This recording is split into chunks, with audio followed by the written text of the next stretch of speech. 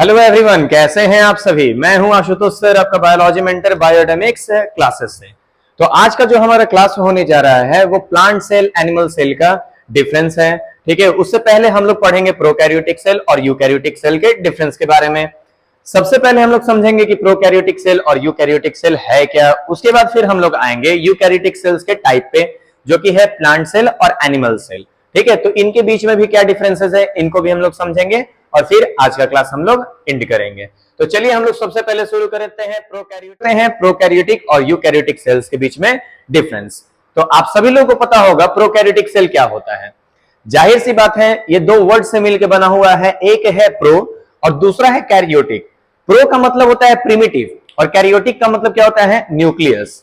ध्यान से अगर आप सुने होंगे तो प्रो का मतलब क्या होता है, प्रिमिटिव, और कैरियोटिक का मतलब क्या होता है, न्यूक्लियस। यानी इनमें जो भी न्यूक्लियस होगा वो या तो डेवलपिंग फॉर्म में होगा, बेसिकली जो भी प्री डेवलपिंग फॉर्म में होते हैं वैसे ही इनमें भी न्यूक्लियस होगा, यानी नॉट फुल्ली डेवलप, इसमें पूरी तरीके से न्यूक्लियस डेवलप नहीं होगा। लेकिन यूकैरियोटिक सेल का अगर बात करें तो यूकैरियोटिक सेल जो है ये दो वर्ड से मिलकर बना हुआ है, एक यू जिसका मतलब होता है ट्रू और कैरियोटिक का मतलब क्या होता है, न्यूक्लियस। ठीक है, दोनों को जब मिला दिया जाता है तो क्या वर्ड मिलके सामने आता है, मीनिंग, यानी जिनमें ट्रू यानी वेल डेवलप्ड न्यूक्लियस मिलता है उसे ही कहते हैं यूकैरियोटिक सेल। तो चलिए हम अपने क्लास को आगे बढ़ाते हैं, प्रोकैरियोटिक और यूकैरियोटिक सेल्स के बीच में डिफरेंस। तो आप सभी लोग अपने कॉपी में इसी तरीके से बीच से कॉपी को आप क्या कर लीजिएगा, डिवाइड कर लीजिएगा, एक तरफ प्रोकैरियोटिक सेल दूसरी तरफ यूकैरियोटिक सेल कर दीजिए। और आइए इनमें हम लोग अंतर को पहले समझते हैं, क्या डिफरेंसेस हैं। तो सबसे पहले जो हमारे पास है वो है प्रोकैरियोटिक सेल, और इसका पहला पॉइंट हमें यह कह रहा है कि nucleus is not fully developed. Prokaryotic cell में न्यूक्लियस फुल्ली डेवलप नहीं होता है, लेकिन यहां यूकैरियोटिक सेल है और यूकैरियोटिक सेल में न्यूक्लियस जो है वो फुल्ली डेवलप्ड होता है। प्रोकैरियोटिक सेल में न्यूक्लियर मेम्ब्रेन जो है वो एब्सेंट रहता है, ठीक है, लेकिन यूकैरियोटिक सेल में जो न्यूक्लियर मेम्ब्रेन होता है वो प्रेजेंट रहता है। साथ ही साथ प्रोकैरियोटिक सेल में और क्या कह रहा है, डबल मेम्ब्रेन बाउंड ऑर्गेनल्स इसमें एब्सेंट होते हैं, माइटोकॉन्ड्रिया वगैरह इसमें नहीं होगा। लेकिन अगर बात करें यूकैरियोटिक सेल में, तो यूकैरियोटिक सेल में डबल मेम्ब्रेन बाउंड ऑर्गेनल्स क्या होते हैं, तो प्रेजेंट रहते हैं। साथ ही साथ सिंगल मेम्ब्रेन बाउंड ऑर्गेनल जो है वो प्रोकैरियोटिक सेल में मिलते हैं, ठीक है, जैसे एग्जांपल के तौर पे है क्या, राइबोसोम। लेकिन यहां जरा ध्यान दीजिए, यूकैरियोटिक में single and double membrane bound organelles are also present, example ribosome, mitochondria. ठीक है, ये दोनों एग्जांपल किसके हैं, तो डबल मेम्ब्रेन बाउंड ऑर्गेनल और एक सिंगल मेम्ब्रेन बाउंड ऑर्गेनल का है, जो कि यूकैरियोटिक सेल में मिलता है। सेल में 70s राइबोसोम मौजूद होते हैं, लेकिन यूकैरियोटिक सेल में क्या होता है, यूकैरियोटिक सेल में मौजूद होते हैं 70s और 80s राइबोसोम। साथ ही साथ प्रोकैरियोटिक सेल में न्यूक्लियोलस क्या होता है, एब्सेंट होता है।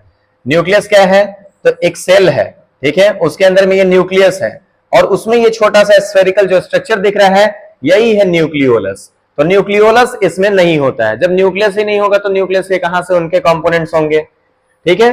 यूकैरियोटिक सेल में देखें तो न्यूक्लियोलस मौजूद होता है, ठीक है। प्रोकैरियोटिक सेल में ये एब्सेंट होता है, लेकिन यूकैरियोटिक सेल में ये क्या होता है, प्रेजेंट होता है।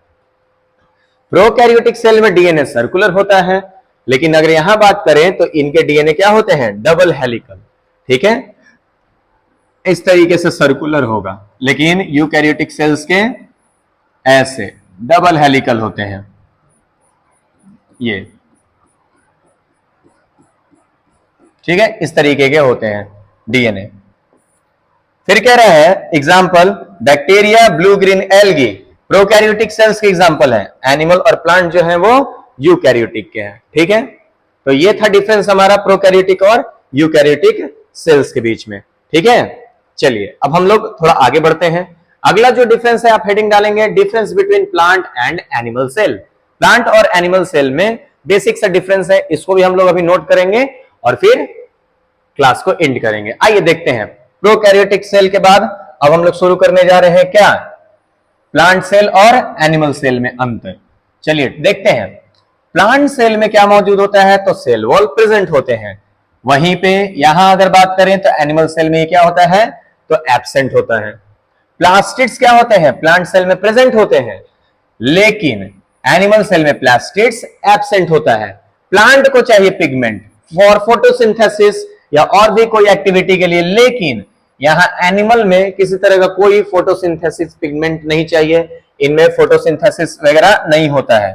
ठीक है, सेंट्रियोल्स इनमें एब्सेंट होता है, लेकिन एनिमल में सेंट्रियोल्स प्रेजेंट होते हैं। यही सेंट्रियोल सेल डिवीजन कराता है। प्लांट में सेल डिवीजन सेंट्रियोल से थोड़ी होता है, प्लांट में तो सेल प्लेट फॉर्मेशन से होता है। सेल प्लेट फॉर्मेशन होगा, वहां से वो सेल टूट के दो भागों में बट जाएगा। फिर कह रहा है प्लांट सेल में लार्ज सेंट्रल वैक्यूल मौजूद होता है, ठीक है, लेकिन एनिमल सेल में छोटे छोटे से वैक्यूल्स होते हैं, या तो आप ये भी कह सकते हैं कि उनमें वैक्यूल्स नहीं होता है। प्लांट सेल रिजिड होते हैं, लेकिन एनिमल सेल जो है वो रिजिड नहीं होता है। उसके बाद प्लांट, अगला क्या कह रहे हैं, plant cells are large in size. Plant cells जो है वो साइज में क्या होते हैं, बड़े होते हैं, लेकिन एनिमल सेल्स क्या होते हैं, साइज में छोटे होते हैं। ठीक है, साथ ही साथ आगे कह रहा है the stored food is generally in starch. इनमें जो स्टोर्ड फूड होता है वो स्टार्च के रूप में मौजूद होता है, और इनमें स्टोर्ड फूड जो है वो ग्लाइकोजेन के रूप में मौजूद होता है। ठीक है, मोस्ट अबंडेंट प्रोटीन है, याद रखिएगा मोस्ट अबंडेंट प्रोटीन क्या है, तो ग्लाइकोजेन है।